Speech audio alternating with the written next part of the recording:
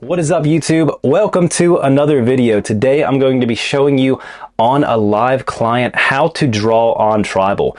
What I like to do when it comes to tribal, instead of just pulling a design offline and using that, I like to try to incorporate my artistic ability, being able to make the tribal flow with the arm and have it flow naturally with the body. So in this video, I'm going to break down exactly how I do that. So if you are doing tribal or wanting to learn how to draw on the actual skin, this is exactly how I do that. So it'll help you out a ton. If you're new to this channel, I'm Brandon from Tattooing 101, and make sure you like and subscribe down below.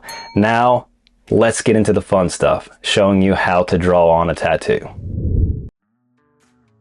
So when I start with my designs, you want to start any design, if you're drawing specifically on skin, with your lightest marker. So I like to use yellow, green, and then blue, but I buy the Sharpies with, that's like a 24 pack, so there's tons of different colors in there. You could choose just the lightest color to start out with. You could see that I have all my motion lines.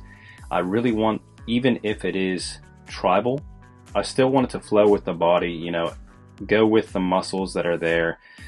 Trying to create flow anytime I do a tattoo will help tremendously when it comes to creating a great tattoo design. So with this, you can see I'm kind of mapping out the areas with the lightest Sharpie that I'm using, just so I could get a feel for, how it should look on the arm without going in with a heavy, very dark marker that I won't be able to see what I'm doing later. So building up everything whenever you are tattooing and drawing tattoo designs specifically onto the skin without stencils is going to help you tremendously. So you can see here I got a couple of the lines where I want everything to flow with. I'm going to go in with my red just so I can kind of see. Obviously he has a little bit of a tan, so it's really hard to see the yellow on the skin, which is perfect. That's exactly how I want it. I just got my flow lines down, and then I go in with my red, trying to map out exactly where I want my tribal to go. One thing I want to point out is this is definitely something that you don't want to try whenever you are first starting out.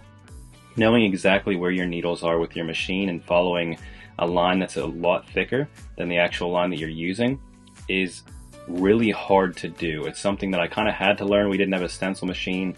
My mentor wouldn't even buy transfer paper, so it's something that I really had to kind of learn how to do early on in my career, which sucked. I wouldn't recommend that at all. Stencil machines and stencil paper are a must when it comes to tattooing nowadays. But I still do this with tribal, just so it's not copied straight off online and someone else has the exact tattoo. With this, he will be the only person with this tribal design for the rest of his life, because it's something that I personally drew. Now, of course, if someone took my idea and stole it completely, printed it off, and then tattooed it, then obviously he wouldn't be the only one. But this will be the only tattoo design that I personally do on this client. So I try to make it personal for everyone, which is why I do all the tribal that I do this way.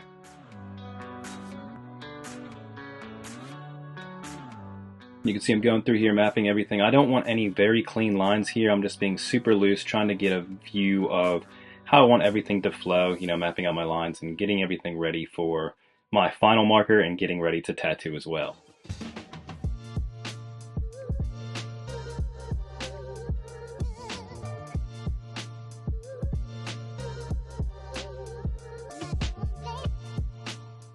It also helps a ton if your client is, 100% on board with everything that you do. This is actually on my future father-in-law, so he said just make it happen. He wasn't really tricky at all. I decided to go a route with tribal to where I wanted some skin to show through, because I did shading in the background and kind of the negative areas. So it kind of also depends on the tribal you're wanting to do. If you're just doing black tribal, you want to do it a little bit more close together and have it kind of flow really nicely together, but I'm leaving some of these areas to have room for the shading as well. So planning ahead is a big deal whenever you are drawing on actual human skin without stencils or anything like that, because obviously you need to know if they're wanting a sleeve in the future or anything involving, what they want. So you need to have their views, or if they trust you completely, you could just have full freedom and just make it happen. So you see up here, I'm adding some areas just in the negative space to kind of fill in this area up here. I'm not going into detail about this. We're probably not going to get to this point at all. And also, I'm only focusing on this front part. I have an idea in my head for the whole design, but if I would do the back part where Sharpie at this stage, what would happen would be whenever I flip him around to do the tattoo, it would completely wipe off whenever I'm doing this top side, so I'd have to redraw the back side anyway. You could see with my hands, that's what I'm explaining to my client because he asked about the back part. So I was just explaining to him exactly what I just said, that I wouldn't draw it all on just because I'm gonna have to redraw it anyway, but I do have something in my mind for it to wrap the whole way around, so that's why always focusing for the final piece is super important when you're drawing on actual human skin. Now you can see I pulled out my blue Sharpie. This is the final Sharpie that I'm going to do. You can see that I'm being very careful. I don't want super thick lines.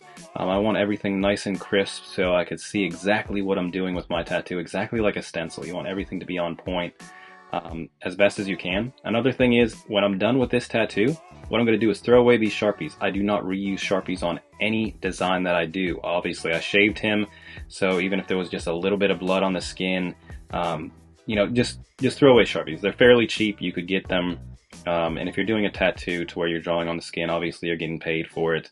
So don't reuse Sharpies. Just throw them away. That's the best advice I could give you when it comes to drawing on the actual skin. One little trick that helps is, of course, the Sharpie is going to be a lot bigger than your liner, is focus on the inside or the outside of the actual Sharpie, depending on, you know, what it is. That'll help you kind of make your lines crisp and clean with it being a thicker line. So just instead of focusing on the whole design trying to go exactly in the middle of it, focus on either the inside or the outside will help you tattoo doing things like this. But like I said earlier, you definitely don't want to try this if you are first starting out, because this could be super tricky and you could end up messing a tattoo up. So you can see at this stage, I'm pretty much done with everything and how I want it to flow. This is the point where you want your client to stand up and check everything out. Make sure they're 100%. Obviously, it's going to be a little bit tricky for them to kind of notice what's going on just because it's out of your head. But if they're completely trustworthy of you and they believe that you can make it happen, then you are good to go. So this is how I draw on the actual skin for tribal designs or even neo-traditional or traditional style designs. I don't do anything super tricky because it's always better to use stencil paper. And if you are first starting out, I definitely recommend that you check out our Tattooing 101 sketchbook. Inside it has 74 designs that you could just print off and tattoo right away, or even use as inspiration to create your own artwork. This will help you bypass a ton of time trying to figure out the correct way of doing things and start incorporating flow with your designs. So if you are first starting out and want to check that out, I'll leave a link down below. But as always, thank you guys so much for watching, and I hope you have a wonderful day.